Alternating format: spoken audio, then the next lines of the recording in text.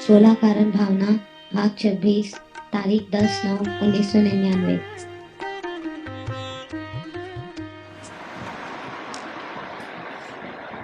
नमो अजंताणं नमो सत्ताणं नमो आयर्याणं नमो विभुचाराणं नमो वैरे सर्वसामान्याय नमो सर्वेशाराय सानुभूत्याचकास्ते चित् स्वभावाय भावाय सर्वभावान् परच्छि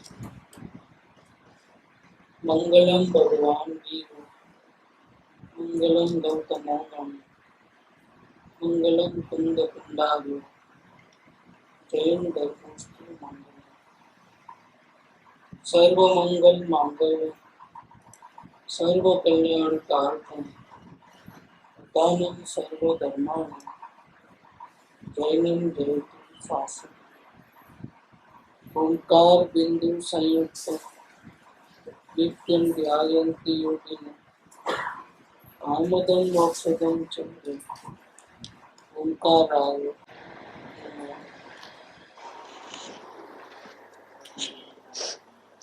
श्री संबतभद्र आचार्य देव रचित श्री रत्न कर्ण श्रावकाचार, उसका छठा भावना अधिकार। उसके अंदर 16 कारण भावना का विषय है। उसमें पंडित सुधा सुखदास कासलीवाल जी की टीका है। 7 भावना का वर्णन हो गया। अभी साधु समाधि भावना चल रही है। बोलिए। नहीं कोई बात नहीं, बोल। गुरु के प्रति शिष्टाचार, विनय, वंदना, तो दर्शन में बात है। नहीं, वो बात जो है विनय भावना में आ गया। बात अपनी दूसरी भावना जो थी, जरूरी नहीं है कि सम्यक दर्शन हो गया तो गुरु के प्रति विनय आ जाएगा। अंदर से उपकार बुद्धि रहती है, लेकिन बाहर से विनय होगा वो कोई जरूरी नहीं है। लेकिन वो कमी है। बाहर से जितनी अभक्ति हो रही है, अविनय हो रहा है, नहीं बोलने की बातें बोलने का हो रहा है, कुछ उनके बारे में उल्टा सुल्टा सोचना हो रहा है, जो कुछ भी हो रहा है कमी है। लेकिन सम्यक दृष्टि को आचरण की कमी तो होती है। धीरे धीरे आगे बढ़ता है। तो पहले भावना बना होता है। सम्यक दर्शन होने के बाद भी श्रद्धा को मलिन करने वाले भी दोष होते हैं। वो पहली भावना दर्शन विशुद्धि भावना में आता है। दूसरी विनय संपन्नता भावना है कि विनय में बाहर से कमी है, अंदर में कमी नहीं है। क्योंकि अंदर में तो अन्य एक द्रव्य दूसरे द्रव्य का कुछ करता नहीं है, तो विनय करने का सवाल जैन धर्म में नहीं है। कोई एक दूसरे के ऊपर उपकार नहीं करता है।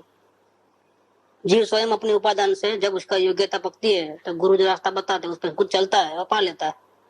तो ऐसे तो कोई विनय करने का नहीं रहता है। फिर भी इस मार्ग के अंदर जो कुछ भी हासिल किया है वो अपने आप हासिल नहीं किया है।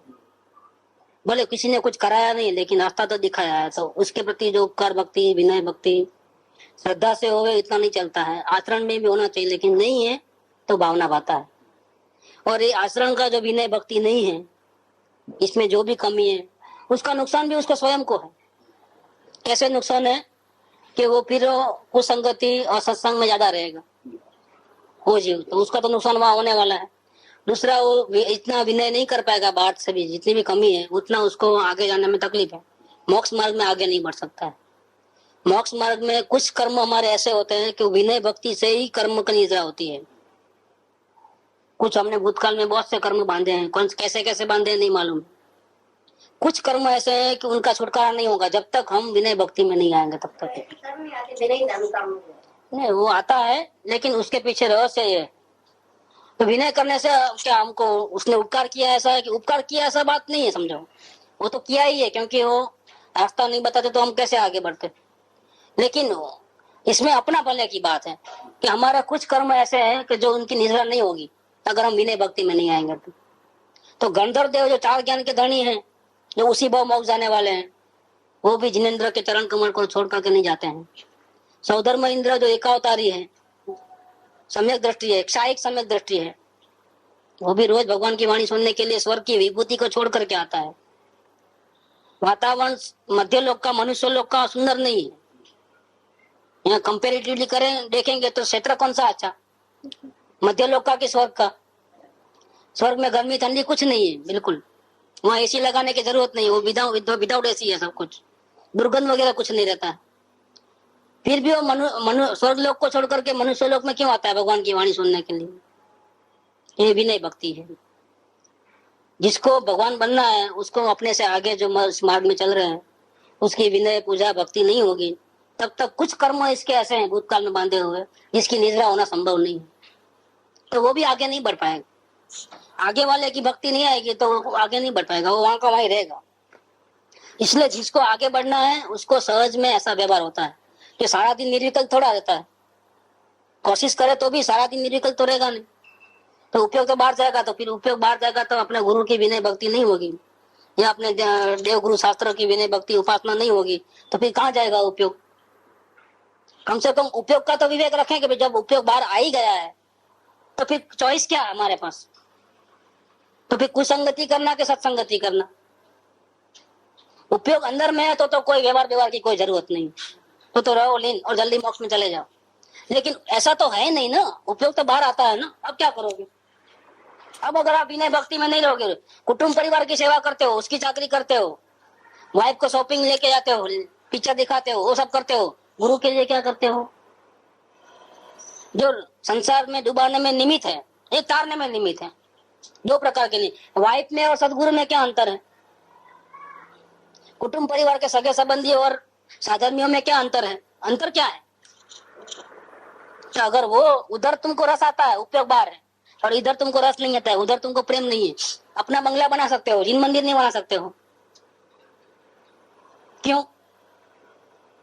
बस तो राग का बैलेंस गलत है।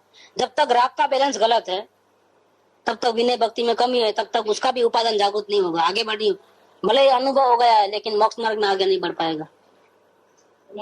विनय तो बहुत जरूरी है लेकिन अभी जबरदस्ती से ला नहीं सकते। खुद को समझ में आया कि मैं चाहता हूँ फिर भी अंतर में स्थिरता क्यों नहीं बढ़ती है, ऐसी कौन सी कमी रह गई है? घर देख लिया ना अपना, अब अंदर में क्यों नहीं रह सकते हो निरंतर?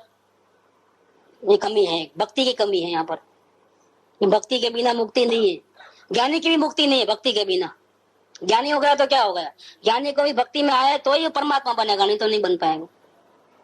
क्योंकि कुछ कर्म ऐसे हैं कि जिसकी निद्रा भक्ति से ही खत्म होती है, उसकी निद्रा भक्ति से ही होती है।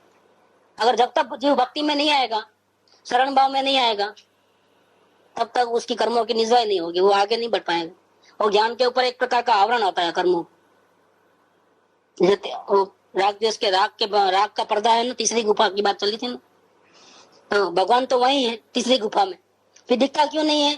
क्योंकि राग का पर्दा है, पर्दे के पीछे छुपा हुआ है। कुछ राग ऐसे हैं, कुछ कर्म ऐसे हैं हमारे कि हम चाहते हुए भी भगवान को नहीं देख पाते हैं, वो पर्दा जलना जरूरी है। तो कुछ पर्दा तो ज्ञान से जलता है, कुछ पर्दा जलता है भक्ति से जलता है। कुछ कर्म ऐसे हैं, आपके अंदर वो भक्ति नहीं आएगी तो ज्ञान कितना भी हो कोई बेकार है, बिल्कुल। ज्ञान तो इतना हो सारी दुनिया को डोला दो, लेकिन आपको गुरु के प्रति भक्ति नहीं है, विनय भाव नहीं है, कुछ भी नहीं है, तो फिर वो ज्ञान का कोई वैल्यू नहीं है। क्योंकि कोई माँ के पेट से सीख के नहीं आता है, ये रास्ता अनादि का ऐसा है कि गुरु के बिना ज्ञान नहीं होता है, गुरु से भी नहीं होता है, लेकिन गुरु बिना भी नहीं होता है। गुरु से होता है ऐसा बोलेगा तो गड़बड़ हो जाएगी, तो पराधीनता हो जाएगी। तो भाई जब सब जिम्मेदारी गुरु के ऊपर कि हमारे पापों का नाश भी गुरु कर पाएंगे, ऐसा नहीं है। पापों का नाश, दुखों का नाश स्वयं को ही करना है, गुरु के ऊपर कोई जिम्मेदारी नहीं। गुरु की जिम्मेदारी खत्म हो गई, रास्ता बता दिया, इससे ज्यादा कोई गुरु की जिम्मेदारी नहीं। तो गुरु से ज्ञान नहीं होगा, लेकिन गुरु बिना भी नहीं होगा, क्योंकि स्वयं को स्वयं का मुंह दिखता नहीं है, अपना मुंह देखने के लिए भी आने की जरूरत पड़ती है। तो दोनों का व्यवहार निश्चय का जो बैलेंस है, उपादान और निमित्त का जो बैलेंस है, ये बैलेंस जरूरी है बिल्कुल। किसी एक को पकड़ लोगे तो गड़बड़ हो जाएगी। एक ऐसा है कि वो नहीं चलता है, बाजीगर नट रस्सी के ऊपर चलता है, या साइकिल का बैलेंस, या रोटी का बैलेंस, कोई भी बैलेंस देख लो आप, किधर एक जगह वेट ज्यादा दे लोगे तो रोटी नहीं बनेगी। सब जगह एकदम बिल्कुल बराबर रहना चाहिए, किधर भी ज्यादा नहीं, मतलब राग भी नहीं, द्वेष भी नहीं, करना भी नहीं, नहीं करना भी नहीं, ऐसा बैलेंस में अगर रहोगे तो तीर पाओगे। थोड़ा सा अगर ऐसा हो जाएगा, ऐसा होगा तो नहीं तीर पाओगे। मोक्ष मार्ग ऐसा है, इसीलिए सब लोगों का काम नहीं है इसके अंदर। जगत के लोगों को ये मार्ग नहीं रुचता है या उस समझ में नहीं आता, इसका कारण ये है। गड़ी में बोलेंगे गुरु की विनय करो, गड़ी में बोलेंगे जरूरत नहीं, उसे तो पुण्य बंद होता है, संसारी मिलता है। अब करना कि नहीं करना भक्ति, भक्ति करना कि नहीं करना, दो हाँ के ना जवाब दो तो करना भी नहीं बोल सकते, नहीं करना भी नहीं बोल सकते। फिर भी ज्ञानियों को सब प्रकार रहता है, भक्ति भी रहती है और उपादान की जागृति भी रहती है, वेद ज्ञान भी रहता है। નિમિત્તનો ઉપકાર ના આવે તો આત્માથી પણ આત્માથી પણ જ નથી, કેમ કે ભક્તિ વગરનું જ્ઞાન शून्य રસ વગરના शून्य शून्य है। देखो पूछोगे तो जवाब नहीं मिलेगा, हाँ या ना नहीं मिलेगी, लेकिन परिणाम में तो आएगा आएगा और आएगा, ऐसा भी आएगा। अब बात निकली है तो बात बता देगा। आज सुबह ही वो प्रकाश भाई आया, सवाल कर रहे थे कुछ, क्योंकि वो तो अन्य धर्म में से आते हैं, जैन धर्म नहीं है कुछ, तो सब जगह शंकर वैष्णो देवी सब जगह माथा टेकते थे, सब जगह जाके आए। अब उनको तकलीफ अंदर से हो रही है। अच्छा, जो उनको मिला दिया, जो रमेश भाई जो साथ में थे, वो हर जगह माथा टेकते हैं अभी भी, जैन होने पर भी, और इनको भाव ही नहीं आते हैं हर जगह माथा टेकने का, अंदर से ही नहीं आता है। तो पहले में आप में बहुत बड़ा चेंज हो गया। अब मैं शंकर के भगवान के मंदिर में जाता हूँ तो भक्ति भाव नहीं आता है वहां पर, अंदर से आत्मा मना करती है कि नहीं नमस्कार नहीं करना है। अब करूं कि नहीं करूं, फिर करूं कि नहीं करूं, ऐसा प्रॉब्लम में आ गए हूँ। आते ही प्रश्न कर दिया कि मेरे को बहुत परेशानी हो रही है, क्या करूं। देखो सही लाइन पे चलने वाले को तो ये प्रॉब्लम आने वाला है, कुदरती उनको ऐसा ही निकलेगा वो, और हर जगह से भक्ति भाव छूट जाएगा। जहाँ वितराग होगा वहीं नमस्कार होगा, जहाँ वितरागता नहीं है नमस्कार ही नहीं होगा। भले कहीं से भी आया हो, जो आत्मा की आराधना सही करता है उसको वितरागता बाह्य परिणमन में भी आए बिना नहीं रहेगी। भूतकाल की गलती आचरण की है तो वो निकले बिना नहीं रहेगी, निकलेगी निकलेगी निकलेगी। आचरण में भी गलती रखेगा और जैन धर्म में आगे बढ़ेगा, अंदर के वेदन में आगे बढ़ेगा, आत्मा की आराधना कर पाएगा, पॉसिबल ही नहीं है किसी हालत में। लेकिन पहले श्रद्धा का दोष छूटता है, बाद में आचरण का दोष छूटता है। श्रद्धा समय खो गई, अब आचरण की जो गलती जो पहले से चली आ रही थी उसमें फर्क आना शुरू कर दिया। अब अंदर से आत्मा मना करती है। बोलो तो ये आचरण की गलती किस बल पे निकल रही है? अब हमने तो बोला नहीं था कि वहां नहीं जाना, वहां पैर नहीं पड़ना, वहां उठ नहीं करना, ऐसा तो कुछ हमने बोला नहीं। ये हमारा आत्मा जो भगवान है ना, उसकी आराधना करने से वही सुझाता है रास्ता, नहीं अब वितरागता के सिवा किधर भी नमस्कार नहीं करना है। तो पूछा ठीक है, मैंने पूछा ही जरूर खुद ही पूछे, ये तो पूछते हैं, उनकी आदत है कि हर बात पूछ लेना, कोई जहाँ समझ में नहीं आया हाँ पूछ लेना फौरन, उनकी ऐसी आदत है तो पूछते। बाकी नहीं पूछे तो भी, नहीं पूछे तो भी वो वितरागता आचरण में आए बिना रह नहीं पाएगा वो। ना ना ये भाई प्रश्न करे ना वो संगठन में जो है ना ऐसे हो कि मेरी वो जंगल वाली ताली आई थी ना, अभी पूछ रही थी मुझे ऐसा करना है नहीं करना है, तो संगठन तो भारत इतने डरा देते उसको। नहीं वो तो डराने का सवाल ही नहीं है, आप जाओ ना, जाना है आत्मा की इतनी भी बात पूछने की भी जरूरत है, अंदर से निकल जाता है। अंदर से निकलता है। अब इनको बोलने की जरूरत नहीं पड़ी, आगे आगे आत्मा की आराधना करने से अंदर से आत्मा ही बोलती है कि नहीं अब नहीं, जो हो गया सो हो गया। बोल रहे पहले मेरे को जहाँ अच्छा लगता था अभी वही जगह अच्छी नहीं लगती है, उसी जगह जाता हूँ जहाँ मेरे को अच्छा लगता है, जहाँ आंख में से आंसू निकलते थे और बहुत भाव विभोर हो जाता था, वही जगह पे जाता हूँ, भाव नहीं उठ रहे बिल्कुल। और टीवी देखते देखते भाव उठ रहे हैं। देखो परिणमन की बात बताया मैंने कि देख रहा हूँ टीवी, इधर आराधना चालू हो जाती है, और वहाँ मंदिर में जाते हैं जहाँ आराधना चालू नहीं होती है। खुद की बात बताया आप। देखो ये टीवी जो है वो मिथ्यात्व में निमित्त नहीं है, वो चारित्र का दोष उसमें निमित्त है, जबकि अन्य जो कूदे वगैरह है वो तो मिथ्यात्व में निमित्त बनता है। तो बहुत बड़ा फर्क पड़ता है। और मंदिर में नहीं होगा, यहाँ होगा। देखो कुदरती है और बिना प्रयत्न होता है, वहां प्रयत्न करने पर भी नहीं होता है। तो इसका क्षेत्र का निमित्त का बहुत प्रभाव पड़ता है अपने ऊपर, हमारी आराधना के साथ उसका संबंध है। इस प्रकार से भक्ति भाव करने से, विनय भाव में आने से हमारी आराधना बढ़ जाएगी। गुरु को तो कुछ चाहिए ही नहीं, कुछ भी। गुरु तो वितराग है, वो तो ऐसा ही जब भी बोलोगे तो बोलेगा नमस्कार नहीं तो कोई बात नहीं, जरूरत नहीं है, आप अपने आत्मा की आराधना करो, उससे तुम्हारा कल्याण होने वाला है, क्योंकि सब वितरागी गुरु है। वो ऐसा नहीं बोला कि सब लोग पैर पड़ते हैं तुम क्यों नहीं पड़ते हो, क्योंकि उनको नमस्कार की जरूरत नहीं है। कोई पैर पड़ते हैं तो वो उनके ऊपर ज्यादा नजर देते हैं, ज्यादा रिस्पॉन्स देते हैं, ऐसा भी नहीं है कुछ। मार्ग वितराग का है, लेकिन जीव को जब तक अंदर से भक्ति नहीं आएगी तब तक उनका मार्ग रुका हुआ है। ये 3 प्रकार की जो नहीं 254 में बात बताई थी कि मुमुक्षु बन गया है, अवलोकन बराबर चल रहा है, स्वच्छंद भी दब गया है, गुरु की आज्ञा पे चलना है, इसके बावजूद भी 3 गलती के कारण से आगे नहीं बढ़ता है जीव। देखो पहले ऐसा नहीं है, स्वच्छंद नहीं है, अब गुरु की आज्ञा पे ही चलना है, अवलोकन बराबर चल रहा है, संसार आसार लग रहा है, उदासीनता आ गई है, और फिर भी काम क्यों नहीं होता है, फिर भी पदार्थ का निर्णय क्यों नहीं होता है कि अल्प भी सुखेच्छा संसार में। और दूसरा नंबर परम दैन्यता की कमी, सत्पुरुष में परमेश्वर बुद्धि नहीं है। साक्षात महावीर स्वामी हो उसके ऊपर जितनी भक्ति विनय होनी चाहिए उतनी विनय भक्ति साक्षात प्रत्यक्ष में सदगुरु होते हैं चाहे जैसी अवस्था में हो उन पे ऐसी ही भक्ति होनी चाहिए। तो प्रश्न पूछा है कृपादेव ने वहां पर सौभाग्य भाई को, उसको भक्ति कैसे बढ़ेगी? भक्ति बढ़ाने का एक ही कारण है, जिसको गरज है आत्मा की उसको भक्ति आए बिना नहीं रहेगी। स्वामी यही नहीं बनते हैं। जिसको आत्म कल्याण की गरज नहीं है तो भक्ति क्यों करेगा? प्रश्न क्यों नहीं उठता है? गरज नहीं है अंदर में, खुद को ही कल्याण नहीं करना है तो फिर भक्ति कहाँ से आएगी? और खुद को कल्याण करना है तो भक्ति आए बिना नहीं रहेगी।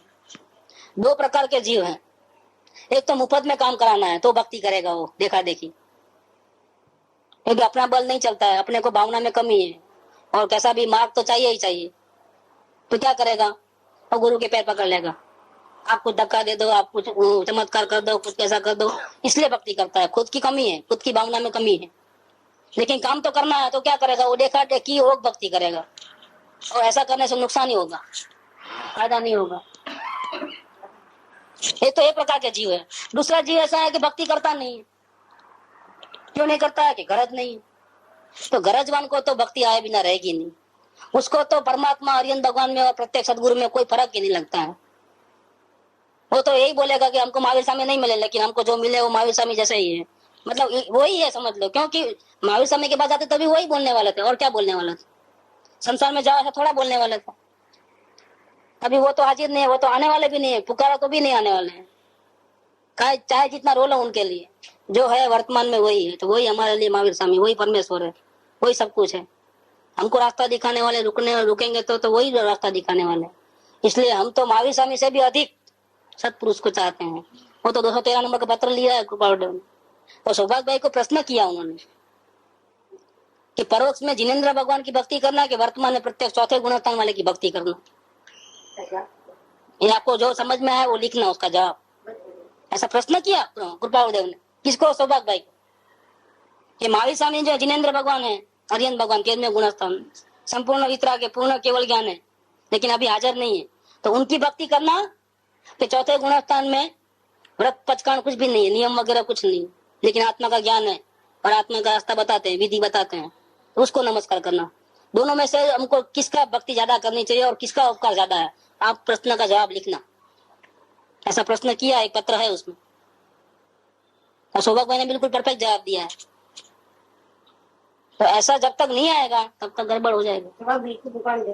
प्रश्न परीक्षा की है, ऐसा नहीं है कि भक्ति करता है इसलिए मेरा भगत नहीं, हर बात की परीक्षा की है, योग्यता की परीक्षा की है उन्होंने कि वो क्या जवाब देता है। कुछ अपने यहाँ क्या पूछने का सवाल नहीं है, क्योंकि इसके बहुत से कारण है कि वो दशा नहीं है कि जैसे कृपादेव की दशा है वैसी अपनी दशा नहीं। तो स्वभाव काफी टाइम के बाद पूछा। हाँ, काफी टाइम के बाद, क्योंकि काम नहीं हो रहा था ना। हाँ। काफी टाइम के बाद पूछने का कारण क्या है कि इतनी भक्ति है, इतनी हर भाग न मानता है, अपने परिणाम बताता है, फिर भी काम क्यों नहीं होता है? ये काम तो 6 महीने में होने का है, अगर पहचान हो गई है तो फिर काम क्यों नहीं होता है? कहीं गड़बड़ तो नहीं है अंदर में कहीं? तो वो चेकिंग करने के लिए प्रश्न पूछा गया कि बात क्या है, क्यों काम नहीं हो रहा है, कहाँ गलती रह गई है। तो इसलिए वो चेकिंग करने के लिए प्रश्न। गुरुपाल को चिंता हो गई क्या अब तक तो काम हो जाना चाहिए, फिर काम तो हो रहा नहीं, तो क्या करें? तो कुछ जरूर गड़बड़ है। क्या गड़बड़ होनी चाहिए?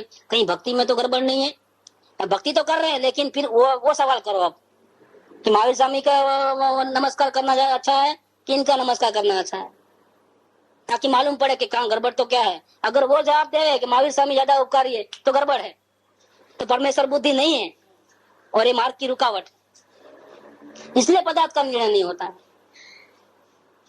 लेकिन उनकी वो गलती नहीं थी, परमेश्वर बुद्धि वाली गलती नहीं थी, गलती उनकी फर्स्ट नंबर में थी, आलोकनी अल्पपण सुखेच्छा, क्योंकि संयोग बहुत खराब थे उनके। इसलिए रह करके वो कुटुंब परिवार के आजीविका का बार बार विकल्प आता ही था। चिंता इतनी जबरदस्त बढ़ गई थी, पूरा कुटुंब का भार उस उम्र में भी उनके ऊपर था। बड़ा लड़का तो जुआ वगैरह खेलता था, सट्टा वगैरह, तो बहुत परेशानी थी। राशन भी उधार लाना पड़ता था, वो भी कैसी हालत थी। वो छोटे से गांव के अंदर 2-4 राशनिंग की दुकान रहती है, तो माल लेके आए उधार और दूसरे महीने पेमेंट करने का नहीं होता है तो दूसरी दुकान से माल ले दूसरे महीने में, फिर पैसा इकट्ठा करके पहले दुकान वाले को दे, दूसरी बार मुंह नहीं दिखावे। और छोटे से गांव में रहना इज्जत का सवाल है, खाना पीने का भी पैसा नहीं दे सकता है आदमी, इतना भी नहीं कमाता है। और उस उम्र में भटकते थे, अंजार वगैरह कपड़े का रूह का धंधा करने के लिए कच्छ में जाते थे, अंजार वगैरह हर जगह। बहुत तकलीफ बहुत थी उनको, आर्थिक प्रॉब्लम, उसके कारण से रुके हुए थे, और बाकी कोई रुकने का सवाल नहीं था। परमेश्वर बुद्धि तो पूरे थी, पहचान भी हो गई थी, लेकिन कहीं भी राग रहेगा अंश मात्र में भी, अंदर में कुछ भी करना नहीं करना ऐसा कुछ भी होगा तब तक गड़बड़ है, तब तक जीव आगे नहीं बढ़ पाएगा, आत्मज्ञान नहीं होगा। अभिप्राय के दोष निकल जाना चाहिए। अभी यहाँ तो जो बात चलती है वो आचरण की बात चलती है, और विषय है विनय संपन्नता भावना तो अपना चले गया है आगे। अभी ये तो 8वीं भावना साधु समाधि भावना है कि शरीर साथ में है, शरीर को तो हम छोड़ नहीं सकेंगे। ज्ञानी पुरुष भी हो तो भी जब तक आयुष है तब तक शरीर के साथ तो संबंध है ही। दूसरे का संबंध छोड़ देगा, समाज का, परिवार का, सबका, लेकिन शरीर का संबंध कैसे छोड़ेगा। और अब तक आदत है 5 इंद्रियों को, विषयों को पोषने की, लेकिन जितना जितना वो इतना ध्यान देगा उतना तो नया नया कर्म बनता है। और जब भेद ज्ञान हो चुका है, शरीर और आत्मा भिन्न है, और फिर भी ऐसे भाव आते हैं, तो पहले क्या काम करता है कि कमजोर अवस्था है तो वो बोलता है दूर से ही नमस्कार, ऐसे साधन बसाना नहीं है, उनके पास जाना नहीं है, ऐसे संगति में नहीं जाना है, क्योंकि हम कमजोर है। वो साधन राग नहीं कराते हैं, टीवी राग नहीं कराता है, लेकिन हम कमजोर है। भले हमने आत्मा को देखा है, लेकिन सामने जाएंगे तो राग आए बिना रहता नहीं। तो 5 इंद्रियों के विषय और 5 इंद्रियों के भाव वो इस वातावरण में रहते हैं, इसलिए भाव आए बिना रहते नहीं। अब क्या करें कि त्याग करो, तो त्याग भावना में वो बात आई, छठी भावना के अंदर। लेकिन अब त्याग कर नहीं कर सकते हैं, कुछ बातें ऐसी होती है कि त्याग नहीं कर पाते हैं, वहीं सामने रहना पड़ता है। तो क्या करना कि भले सामने है लेकिन आप उसका इस्तेमाल मत करो, वो तब भावना हो गई। शरीर को सुविधा हो ऐसा कोई इच्छा ही मत करो, भले सामने पदार्थ भले है लेकिन आप कंट्रोल इतना करो, इतने ज्ञाता भाव में रहो तो उसकी इच्छा करो ही नहीं आप, क्योंकि आप त्याग तो कर नहीं सकते। तो फिर आप कोई बात नहीं, भले सामने है, आप इसका इस्तेमाल मत करो, इच्छा मत करो, लेकिन शरीर को अपनी साधना में लगा दो पूरा, अपनी साधना को नहीं छोड़ो। लेकिन वही शरीर का त्याग करने के बावजूद भी, इच्छा नहीं करने के बावजूद भी, और जरा भी रस लिए बिना 2 टाइम का बराबर भोजन, सादा भोजन जो इसको चाहिए वो देने के बावजूद भी, उसमें भी आग्रह नहीं कि देना करके जरूरी नहीं है। अगर भाव है तो खाना खाना सादा, नहीं भाव है तो उपवास करना। इस प्रकार से अपनी साधना में ही ध्यान देना। इस प्रकार से जीवन घड़ने के बाद भी फिर भी शरीर साथ देता नहीं है। अब क्या करना, अपनी आराधना छोड़ के वापिस शरीर के भोग विलास में लग जाना, शरीर की डिमांड को पूरी करना कि नहीं, अब करने की जरूरत नहीं। तुमने जितना इस्तेमाल करना था किया, जितना ध्यान रखना था रखा, फिर भी सामने वाला साथ देता नहीं है तो क्या करना। भाई ग्राहक आया है दुकान के ऊपर, रकझक करता है बहुत देर तक, नहीं इतने में दो, अभी अपने को पड़तल नहीं आया तो क्या करना। आखिरी में हम लास्ट रेट बोल देते हैं, भैया देखो ये भाव है, अब तुमको लेना है तो तेरी मर्जी, नहीं लेना हमको बेचना है, लेकिन इससे कम तो नहीं होगा। ये लिमिट आ गई ना एक, हम कब तक शरीर के गुलाम रहेंगे। शरीर को जो भी जितनी जरूरत है उतना देते गए, उसमें कोई हट नियम नहीं रखा, एकदम ज्ञाता भाव से जितनी सेवा करना था उसको संबंध है बोल के करना पड़ता है। ऐसा चाहते हैं कि त्याग हो जाए, लेकिन नहीं होता है तो फिर जितना होता है उतना अपनी तपस्या करते करते, अपने आत्मा की आराधना करते करते किया, लेकिन इसके बावजूद भी अगर शरीर साथ नहीं देवे तो त्याग कर लेना है। तो समाधि भावना में वो बात चल रही है, ये आचरण की बातें हैं। श्रद्धा में त्याग तो पहले ही हो गया, आत्मज्ञान होते ही कि देह मेरे से भिन्न है। और आत्मज्ञान करना था बोल के देह का प्रतिबंध जो बीच में आता था उसको तो मुमुक्षु अवस्था में ही छोड़ना पड़ा। अगर वो नहीं छोड़ता था तो आत्मज्ञान भी नहीं होता था। देह का प्रतिबंध छोड़े बिना किसी को आत्मज्ञान नहीं होता है, वो तो मुमुक्षु अवस्था में छोड़ना पड़ता है। पहले आत्मज्ञान हो बाद में मैं शरीर का सब छोड़ूंगा, ऐसा नहीं चलता है। पहले कीमत चुकाओ बाद में आत्मज्ञान पाओ। कुछ दो तो लो, कुछ खोने को तैयार हो तो परमात्मा मिल सकता है। कि सारे प्रतिबंध पहले तोड़ना पड़ता है, अभिप्राय, तब आत्मज्ञान होता है। लेकिन आत्मज्ञान होते ही मालूम पड़ गया कि हम तो पहले से ही भिन्न थे, लेकिन इसके बावजूद भी चारित्र्यों के कारण से, खाने पीने का, ठंडी गर्मी का, ये सब आता है, उदय आता है, उसमें जुड़ना होता है। और इस प्रकार से भाव भी होते हैं, अप्रत्याख्यान, प्रत्याख्यान, संतुलन के, क्रोधमान माया लोग के भाव भी होते हैं। तो उसको भी धीरे धीरे भावना बढ़ाते बढ़ाते सब करते करते ये समाधि भावना तक आए कि इतना संभाल रखने पर भी अगर शरीर साथ देता नहीं है, हमारी साधना में साथ देता नहीं है, तो क्या करना, तो फिर हम त्याग करना ही अच्छा है। ऐसा करके अभी यहाँ तक आते हैं। ज्ञानी ऐसा विचार करता है कब कि असाता वेदनी कर्मों के उदय से वात पित्त और कब उनका बैलेंस बॉडी के अंदर कम ज्यादा होता है, तब ऐसे सभी को रहता है। तंदुरुस्त आदमी का वात पित्त कब तो होता है, लेकिन वो बीमार कैसे पड़ता है कि तीनों में से तीनों का बैलेंस में कम ज्यादा हो जाता है, जब तब बीमारी शुरू हो जाती है। तो वात पित्त कब इनके घटने से या बढ़ने से बैलेंस आउट हो जाता है बॉडी का, तब बुखार, खांसी, सांस, अतिसार, पेट दर्द, सिर दर्द, नेत्र विकार, वात आदि की पीड़ा होने पर ज्ञानी ऐसा विचार करता है कि मुझे यह रोग उत्पन्न हुआ है, उसका अंतरंग कारण क्या है? असाता वेदनीय कर्मों का उदय है। वो कर्मों का उदय शरीर के साथ है, कर्मों का उदय का संबंध आत्मा के साथ नहीं है। आत्मा को तो उस टाइम में भी कुछ नहीं हुआ है, तब शरीर में बुखार आया तब भी आत्मा तो ठंडा गर्म है ही नहीं, आत्मा को कुछ नहीं हुआ है, लेकिन बाहर में उसका संबंध है, इसीलिए प्रॉब्लम आया है। बहिरंग कारण के अंतरंग कारण तो कर्मों का उदय है असाता वेदनी का, इसलिए सब गड़बड़ हुई है।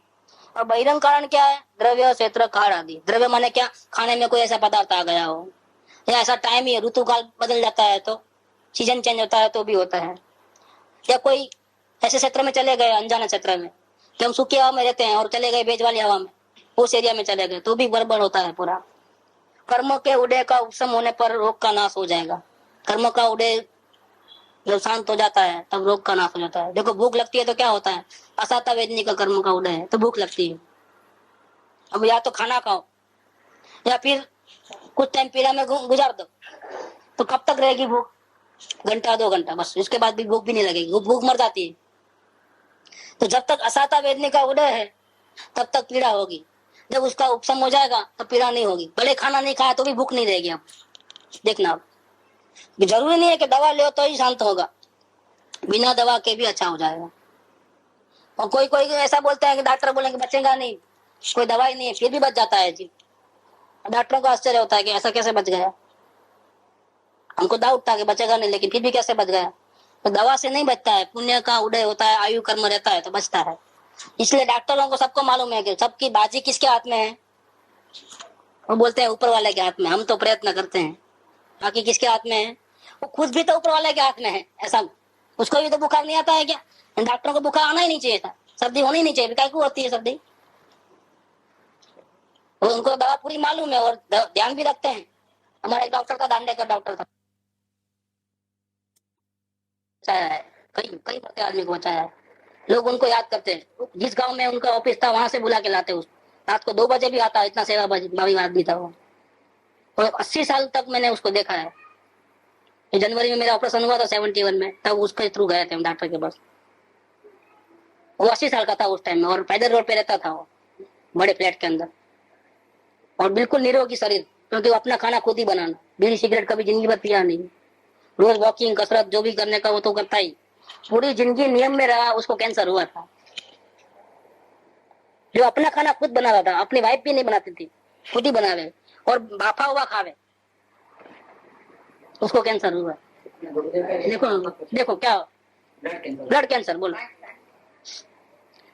पूरा पूरा कर्मों का उदय का खेल है ये सब, ये हमारे हाथ की कोई बाजी नहीं है इसके अंदर। ये बात लिया इधर। तो असाता वेदनी का प्रबल उदय होने पर बाह्य औषधि आदि कोई भी रोग को मिटाने में समर्थ नहीं है। असाता कर्मों को हरने में कोई देव, कोई दानव, कोई मंत्र, कोई तंत्र, कोई औषध, कोई समर्थ नहीं है। किसी की ताकत नहीं है। जितनी पीड़ा भोगना है तो भोगना ही पड़ेगा, चाहे आप दवा लो चाहे ना लो, लेकिन कोई काम में नहीं आएगा। आपका मित्र है, वो देव है स्वर्ग का, जब बुलाए तब आता है, लेकिन आपके कर्मों को से तो आपको नहीं छुड़ा सकेगा वो, चाहे जितना हो। आप बुलाते रहेंगे लेकिन वो मोबाइल ही फोन वो डेड रहता है वहां पर, आप बुलाते वक्त आता ही नहीं। देख लेना आप क्यों ऐसा होता है। इतने दुख पड़े तो क्यों नहीं आए, और जब अग्नि परीक्षा के टाइम में ही क्यों आए देव सीता को बचाने के लिए? पहले क्यों नहीं आए? क्या पहले नमस्कार मंत्र नहीं बोलते थे? रावण जब लेके गया उठा के, तब कहाँ गए थे देव? वही सीता थी ना, वही धर्मात्मा थी ना, कहाँ गए थे वो? और अशोक वन में उसको बंदी बनाया थे, तब कहाँ गए थे देव? तब क्यों कोई छुड़ाने नहीं आया? और जब अग्नि प्रवेश परीक्षा की गई तब देव आए उनको बचाने के लिए। तो अग्नि की जगह शांत तो सरोवर जैसा हो गया, पानी हो गया और परीक्षा में से पास हो गए। देखो क्या कारण है? कि मोबाइल उनका फोन बंद रहता है, भले ना आपके मित्र है तो क्या हो गया, आप भले घंटी लगा के मर जाओ, लेकिन आपको टाइम नहीं है ना, आपका पाप का उदय भोगना ही पड़ता है, नहीं लगेगा घंटे।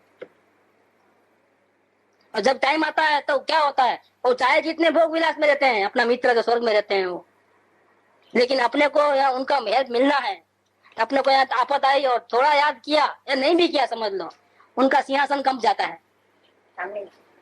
क्या होता है, पूरा जहाँ बैठे हैं ना वो गद्दी हिल जाती है, तो उसका ध्यान जाता है कि गद्दी मेरी क्यों हिली, क्या बात है। तो फिर अवधि ज्ञान का उपयोग करते हैं। ज्ञान का उपयोग कौन करे? वहां पर भोग विलास में पड़े हैं, वो ज्ञान का उपयोग कहाँ से करेंगे? लेकिन गद्दी हिलती है तो भाई क्यों हिली, तो ये उपयोग लगा कि क्या कारण है। तब मालूम पड़ा कि यहाँ मेरा जो सेवक है वो तकलीफ में, जाओ। अब तब वो उपयोग लगा के सेवा करते हैं। नहीं तो देवों को जगाना ही मुश्किल है। पहली बात तो मैं राजा अंदर महल में बैठा रहता है, कैसे बुलाओगे उसको? वो आपका मित्र है, आपके लिए जान देने को तैयार है, लेकिन कहाँ बैठा है, उस तक पहुंचोगे कैसे? पहले ये तो बताओ। और फोन तो उठाते तो पीए उठाते हैं, प्राइम मिनिस्टर तो उठाता ही नहीं, क्या करोगे? और आप फोन करो तो वो रहे, उसको मैसेज मिले नहीं मिले कौन बोलता है? लेटर लिखो तो भी वो 2 महीने तो फाइल आगे नहीं बढ़ती है, तो फाइल के नीचे चले जाता है।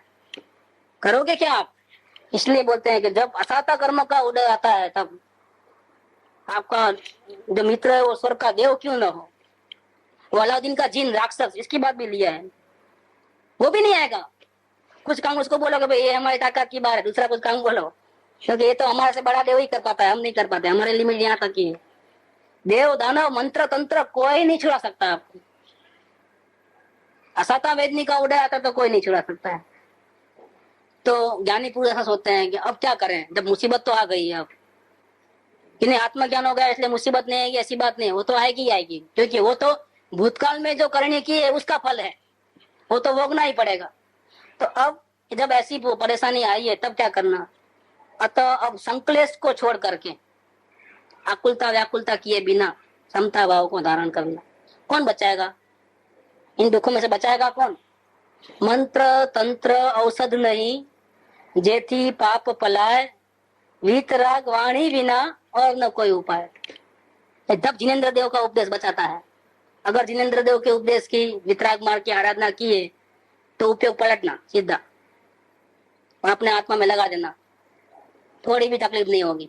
तकलीफ से बचोगे नहीं, तकलीफ तो होगी लेकिन आपका तकलीफ नहीं होगी, आपको पीड़ा नहीं होगी। क्या करोगे? तो आत्मा में दृष्टि लगाओगे। बस ये जिनेन्द्र का जो मार्ग है, आत्म दृष्टि करो, आत्मा में लीन रहो तो बच जाओगे। चारों ओर आग लगी है और आपको कुछ नहीं होगा, शरीर जल जाएगा, आपको तकलीफ भी नहीं होगी जरा। ये गस्सु कुमार मुनि को देख लो, खोपड़ी जल गई, डेथ हो गया, आत्मा को कुछ नहीं हुआ है, आत्मा तो मोक्ष में चले गई।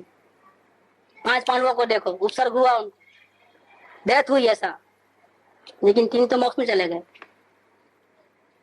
आत्मा को कुछ नहीं हो सकता है। क्या कारण किया? कौन बचाया उनको? कोई आया बचाने वाला? कोई नहीं आया बचाने वाला। कौन बचाया? अपना परमेश्वर जो अंदर बैठा है वो बचाया। वो जिनेन्द्र देव का उपकार है, गुरुओं का उपकार है कि हमको ऐसा देव बताया उन्होंने। इसलिए गुरु गोविंद दोनों खड़े, काके लागू पाए, बलिहारी गुरुदेव की, जिसने गोविंद दिया बताया। अपना गोविंद तो अपन स्वयं है, लेकिन बताया किसने? सब दुखों का नाश करने वाला जो मेन जो है शरण, जिसकी शरण लेने का, लेकिन बताया किसने? गुरु ने। इसलिए गुरुदेव की महिमा है, इसलिए उनकी विनय भक्ति करना है कि संसार में जब कोई नहीं बचा सकता तब मेरा आत्मा मुझे बचाता है। लेकिन ये बताया किसने? ये दिया किसने? आत्मा, आपने दिया है। बाह्य जो औषधि आदि है वे असाता वेदनी कर्म का उदय मंद हो जाने पर सहकारी कारण है। बाहर में कर्मों का उदय थोड़ा शांत हुआ, तब दवा लेने का भाव आया, तब वो दवा लागू पड़ी। जब दोनों का ऐसा मेल जम जाता है कि वहां कर्मों का नाश होने का था, तब वो दवा लेने का भाव आया, तब दवा लिया, वो काम हो गया। इसका तो केस है, पहले डॉक्टर किसके पास गए थे, वो वहां से वापस आ गए, ये डॉक्टर अच्छा नहीं लगता है करके, और 50 डॉक्टर घूम लिए, पूरी बम्बई भी छान मारे, हैदराबाद पूरा छान मारे, आखिर वापिस घूम फिर के वही डॉक्टर के पास आए जो सबसे पहले जहाँ गए थे वहां, और वही डॉक्टर बचाया वापिस, क्योंकि टाइम जब आया था बस उसका, वो निमित्त मात्र बन गया। वो भी वो पक्का गारंटी नहीं, 20% चांस, खर्चा तो इतना है लेकिन 20% चांस। दवा नवी है, आप पहली बार आपके ऊपर उपयोग कर रहा हो, देखो क्या होता है, गारंटी नहीं है उसकी। बहुत आप लेट कर दिए, बहुत दवा आए थे आपके पास, लेकिन अभी इतना घूम के आए तो पूरा बिगड़ गया केस मामला। अब आए हो तो फिर देखो ये दवा, लेकिन 20% चांस, और वो सक्सेस हो गया। देखो उसको खुद को आश्चर्य होगा कि कैसे सक्सेस हो गया है, ये केस तो बिल्कुल फेल था। लेकिन वही डॉक्टर देखो, पहले जो गए थे वही डॉक्टर, लास्ट में वही डॉक्टर आया पूरा घूमने के बाद। आश्चर्य की ये बात बताएं कि बाह्य जो औषधि आदि है वे तो असाता वेदनी कर्म का उदय मंद हो जाने पर सहकारी कारण है। असाता वेदनी कर्म का तीव्र उदय होने पर औषधि आदि कोई भी बाह्य कारण रोग दूर करने में समर्थ नहीं। 4 डॉक्टर रखो, चाहे पूरी हॉस्पिटल में एसी में लगा दो, आईसीसीयू में, आपका टाइम हो गया खत्म, कोई नहीं बचा पाएगा। ऐसा विचार करके असाता वेदनी कर्म के नाश का कारण कौन है? परम समता भाव, ज्ञाता दृष्टा भाव, आत्मा में लीनता, ये भाव को धारण करके संक्लेश रहित होकर सहन करना, कायर नहीं होना, इसका नाम साधु समाधि है। इष्ट का वियोग होने पर, अनिष्ट का संयोग होने पर ज्ञान की दृढ़ता से भय को प्राप्त नहीं होना। कौन सी दृढ़ता से? ज्ञान की दृढ़ता से नहीं। मनोबल मजबूत है, सहन करने की बाद आदत पाड़ी हुई है कि भूखा रहने की आदत पाड़ी है तो 3-4 उपवास तो कर लोगे आराम से, वैसा नहीं, ज्ञान की दृढ़ता से, आत्मज्ञान और आत्मज्ञान का रास्ता जानते हो, उसकी मजबूती के कारण से आपके परिणाम खराब नहीं होते हैं। नहीं तो किसी का मनोबल अच्छा है, सहन करने की ताकत अच्छी है, तो वो तो कर लेता है उपवास, 8-10 उपवास कर ले, कोई फर्क नहीं पड़ता है, चेहरे पे फर्क ही नहीं आता है। लेकिन वो मनोबल है, ज्ञान बल नहीं है। जब इष्ट का वियोग होता है, अनिष्ट का संयोग होता है, तब ज्ञान की दृढ़ता से भय को प्राप्त नहीं होना, उसका नाम साधु समाधि है। जो जीव जन्म जरा मरण के भय सहित है किंतु सम्यक दर्शन आदि गुणों सहित है। सम्यक दर्शन है इसलिए क्या मरण नहीं आएगा ऐसी बात नहीं है, मृत्यु नहीं आएगी ऐसी बात नहीं है, बुढ़ापा नहीं आएगा ऐसी बात नहीं है, उसका दोबारा जन्म नहीं होगा ऐसी बात नहीं है। अज्ञानी को भी जन्म धारण करना पड़ता है, कौन सा? समय दृष्टि को। फिर 13वें गुणस्थान के बाद जन्म नहीं है, ये तो सिद्ध गति में जाने का है। लेकिन जब तक हम परमात्मा नहीं बने तब तक ज्ञानी को भी कुछ भव करने पड़ते हैं, तब तक वो नहीं पहुंचता है वहां तक। तो जो जीव जन्म जरा मरण के भय सहित है किंतु सम्यक दर्शन आदि गुण सहित है, सम्यक दर्शन हो चुका है, वह इस मनुष्य पर्याय के अंत में आराधनाओं की शरण सहित दर्शन, ज्ञान, चारित्र और तप, ऐसी 4 प्रकार की आराधना की शरण लेकर के, भय रहित होकर के, देह आदि सभी पर्दयों में ममता रहित होकर के, व्रत संयम सहित होकर समाधि मरण की इच्छा करता है। उसकी भावना ऐसी रहती है, ज्ञानी की भावना ऐसी होती है।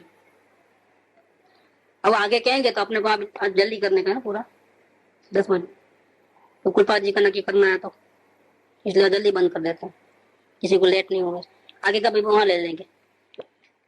सुख धाम अनंत सुसंत चही, दिन रात रहे तद ध्यान मही।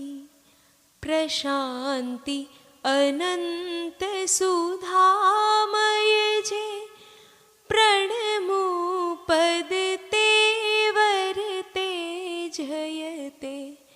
प्रणमो पद तेवर तेजयते। प्रणमो पद ते